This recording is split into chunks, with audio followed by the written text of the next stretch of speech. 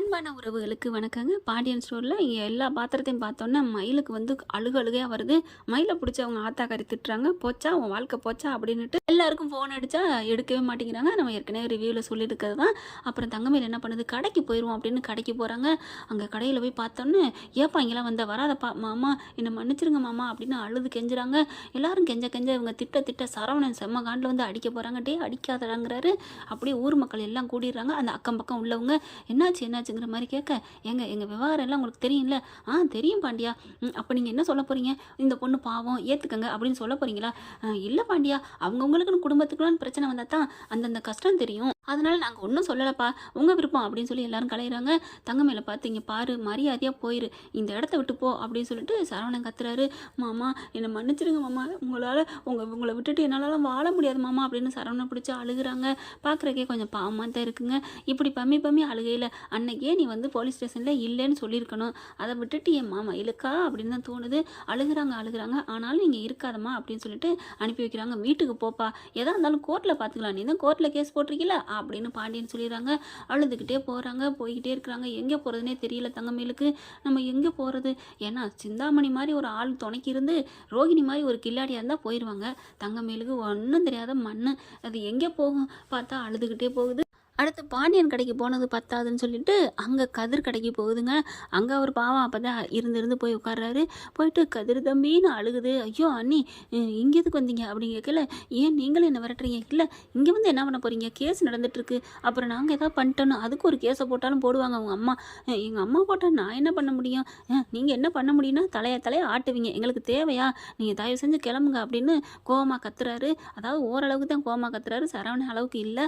ஆனாலும் அந்த பிள்ளை அழுதுட்டு நிற்கிது. தயவு செஞ்சு போங்க அண்ணிங்கிற வார்த்தையை மறந்துடாதீங்க தம்பி, அதெல்லாம் பார்த்துக்கலாம், கொஞ்ச நாள் பொறுங்க, எந்த இதுவும் கேஸு தும்பு இல்லாமல் அவங்க அம்மாட்ட சொல்லிட்டு வாபஸ் வாங்க சொல்லுங்கள், நீங்கள் கிளம்புங்க அப்படிங்கிறாங்க.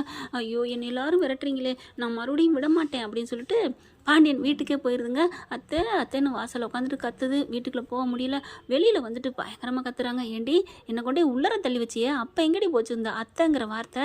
மரியாதையாக போயிருடின்னு விரட்டுறாங்க. அத்தை என்னை விட்டு மன்னிச்சிருங்க அத்தை அப்படின்னு சொல்ல சக்திவேல் முத்திவேல் வந்துடுவாங்க. ஏய் எங்கே வந்த, கிளம்புறியா என்ன? எங்கேயாவது கேமரா வச்சு எடுத்தாலும் எடுப்பா, மரியாதையாக போடி அப்படிங்கிறாங்க.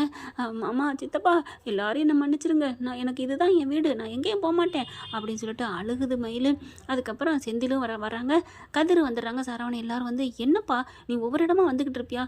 நான் வேற போக்கடை இல்லை, எங்கள் அம்மா வீட்டுக்குள்ளே வரக்கூடாது போன்னு சொல்லிட்டாங்க, நான் எங்கே போவேன் அப்படின்னு சொல்லிட்டு அழுதுகிட்டு நிற்கிது. மரியாதையாக போறியா இல்லையா அப்படின்னு சொல்லிட்டு அதாவது தரலாம் இழுக்கிறாங்க. போயிரு அப்படின்னு கத்துறாங்க. எல்லாரும் இங்கே வந்து ஊர் மக்கள்லாம் வந்து, போமா ஏமா இங்கே வந்து இருக்கிற, போ, நீங்கள் பண்ண தப்பு கொஞ்சமா நெஞ்சமா, 80 பவுன் நகையை போலியை போட்டுட்டு தங்கம்னு போட்டுட்டு, அதுவும் தங்கம்னு வேற சொல்கிறீங்க, எப்போ ஏற்பட்ட ஆளாக இருப்பீங்க தங்கம் தான் போட்டோம்னு சொல்கிறதுக்கு அப்படின்னு ஊரெல்லாம் திட்டவும் அங்கேருந்து நைஸாக நவுந்துருது. இந்த பிள்ளை அழுதுகிட்டு எங்கே போகிறேன்னு தெரியாமல் கோயிலில் போய் உட்காந்துருதுங்க. அப்படியே கோயிலில் அங்கே கொடுக்குற உண்டை சோறை தின்னுட்டு அப்படியே படுத்துருது. இங்கே பார்த்தா தங்கமேல காணோம். தங்கமேல தேடுது ஆத்தாக்காரி. ஐயையோ என்ன பண்ணான்னு தெரியலையே, அவங்க வீட்டுக்கு தானே போகிறேன்ட்டு போனா அப்படின்னு சொல்லிட்டு இங்கே கம்ப்ளைண்ட் பண்ணுதுங்க. அதுக்கும் போயிட்டு என் மகளை காண என்ன பண்ணாங்கன்னு தெரியலன்னுட்டு மறுபடியும் போலீஸ் வந்து இந்த மாதிரி தங்கமேல காணன்னு கம்ப்ளைண்ட் கொடுத்துருக்காங்க. உங்களை தான் அரெஸ்ட் பண்ணணும். ஏங்க அவங்க காணன்னு நாங்கள் என்னங்க பண்ணுவோம்? எங்கள் வீட்டுக்கு வந்து அங்கே எடுத்துகிட்டு போங்க தங்கமேல, நாங்களா வேணாண்டோம், அது என்ன தங்கமாக எடுத்து வச்சு பீரோல வச்சு பூட்டி வைக்கிறதுக்கு அப்படின்னு இங்கே சரவணன் செந்தில் எல்லாருமே சொல்ல, அதெல்லாம் முடியாதுங்க, கம்ப்ளைண்ட் கொடுத்துருக்காங்க. ஐயோ இவ ஏன் இப்படி படுத்துறான்னு தெரியலையே அப்படிங்கிற முத்துவேலையும் சக்திவேலையும் வர சொல்லிடுறாங்க. மேடம் வேணுக்குன்னே அந்த பொம்பளை ஒழிச்சு வச்சுட்டு கூட சொல்லலாம், அந்த பிள்ளையை ஒழிச்சு வைக்கிறதுல எங்களுக்கு என்ன கிடைக்க போகுது, உங்களுக்கு புரியலையா அப்படிங்கிறாங்க. அதுக்கப்புறம் பார்க்குறாங்க. ஆமாம்ல அப்படின்னு சொல்லிட்டு, இருந்தாலும் கொஞ்சம் என்கொயரி பண்ணணும் வரீங்களா? ஐயோ அப்படிங்கிற சரவணன் என்ன பண்ணுறாரு, நான் மட்டும் வரேங்க, அவங்களாம் தேவையில்லை அப்படின்னு சொல்லிட்டு சரவணன் ஸ்டேஷனுக்கு போறாங்க. இந்த வீடியோ உங்களுக்கு பிடிச்சிருந்தா தயவு செய்து லைக் பண்ணுங்க. இன்னும் அப்டேட்ஸ்க்காக சேனலை சப்ஸ்கிரைப் பண்ண மறக்காதீங்க. நம்ம கிட்ட இருக்க எல்லா சேனல்ஸோட லேட்டஸ்ட் வீடியோ அப்டேட்ஸ்க்காக மேல ரைட் சைடுல காட்டுற லிங்கை கிளிக் பண்ணி வாட்ஸ்அப் குரூப்ல ஜாயின் பண்ணுங்க. உங்களிடம் விடைபெறுவது நான் உங்கள் மெஹர்.